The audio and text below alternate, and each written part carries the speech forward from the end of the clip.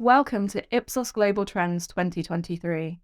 My name is Billy Ing. For the aficionados out there, you'll know that we've been running this survey since 2013, and it covers human beings in totality. And of course, as we enter 2023, we're also living in a world of crises. From emerging from the pandemic to the war in Ukraine, the global financial issues around inflation, we're living in a world of polycrisis, where these issues are impacting us all as businesses, governments, and as human beings. And this year, Ipsos Global Trends is the most ambitious survey that Ipsos has ever undertaken. We've spoken to over 48,000 people across the world, covering 50 markets, 70% of the global population, and nearly 9 in 10 of the global economy. We have developed Ipsos's theory of change to look at how change is and isn't happening. It covers 3 broad areas of change, from the macro forces, which are the big issues that are impacting us all across the world. They tend to drive human systems, technology, etc. And they're here and they're happening, and they're going to impact us as consumers, as citizens, as governments, as NGOs. Everyone is going to be impacted by them. At the far right of our theory of change, we have our signals of change. These are real-world expressions of how change is playing out on the ground in our local markets.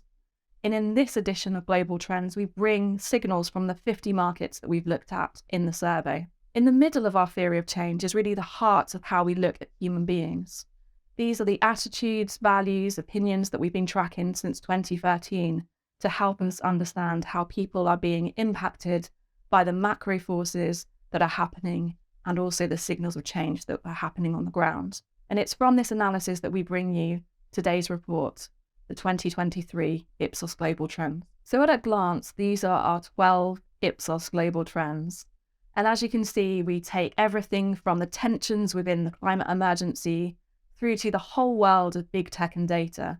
We also look at things like nostalgia and the need for simplicity in our lives, and healthcare, divided world, and the global economy, and how that's all impacting us as people. Now let's take a look at the key findings with our global CEO, Ben Page. We are now, I think, in the twitchy 20s. People can see these interlocking crises and uncertainties. That gives us the need for reassurance, for empathy being displayed by political parties, by brands, and by governments. And when we look at the key trends coming out of global trends this year, we can see our old friend climate change still there.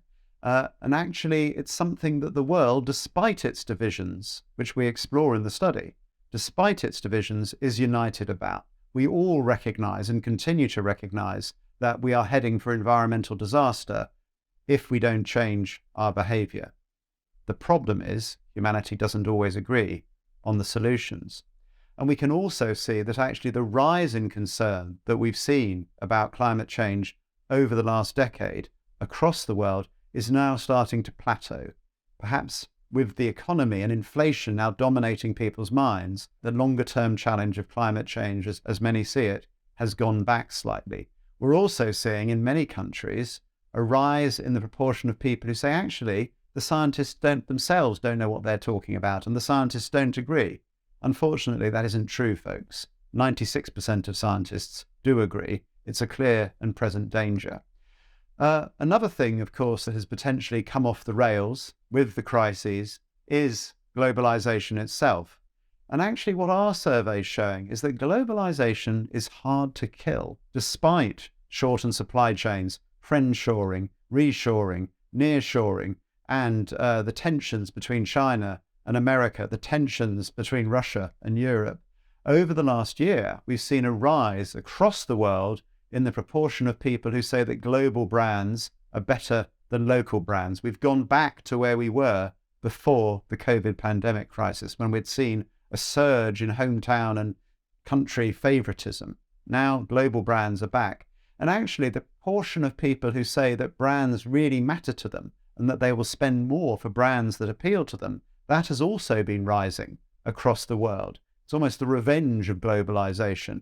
And indeed, most people across the planet, despite all those tensions between the big economic blocs, say that globalization is good for their country. 2 out of 3 people globally. So globalization is proving hard to kill. And overall, Most people on the planet that we've surveyed say that they want to experience living in different parts of the world, that people have more in common that unites them than divides them, and actually more people say that they're a citizen of the world than of their own country, despite that surge in nationalism that we've seen over the last decade. Another key trend, of course, is data. We know that most people, as in our previous surveys, want to see more regulation of big tech and social media companies. Most of us across the world, 8 out of 10 now, say that it is inevitable that we will lose some privacy as a result of new technology. With all this uncertainty, one thing that we've been witnessing during the 21st century and during this crisis that we now feel we're in is the rise of nostalgia. And in most of the countries that we've studied this year, we've seen many more people this year saying that they would like their country to be the way it used to be. I don't know if the Chinese, Brazilians, Danes, Peruvians and Argentinians want to go back to the time when it was illegal to be gay in their country, or perhaps to racial segregation in the United States. But either way, we can see that nostalgia is a potent force when people are uncertain about the future and uncomfortable in the present. And that's important for anybody thinking about communicating.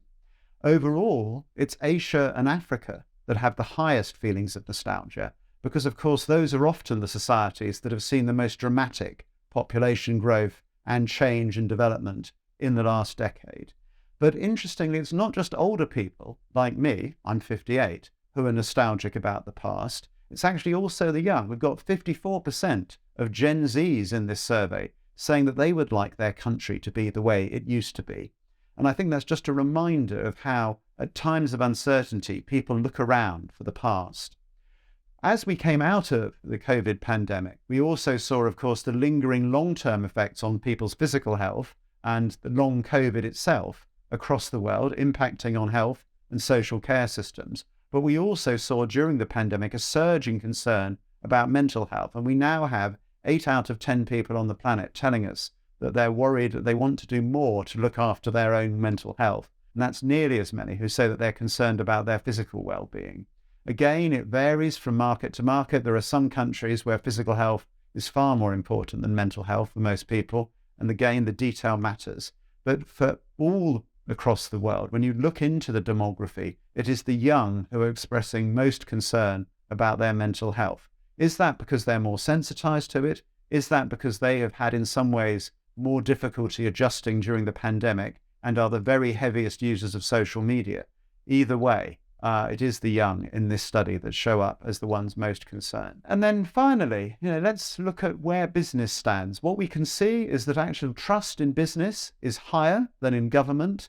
And what we saw during the pandemic, a surge in expectations of business to stand up and be counted, to speak out, to do more to help society and to make a difference. Those concerns and expectations have continued. So business has to take some responsibility, and the greater thrust on ESG, environmental, social and governance issues in business, I think, is reflected in the concerns of people in this study all over the world.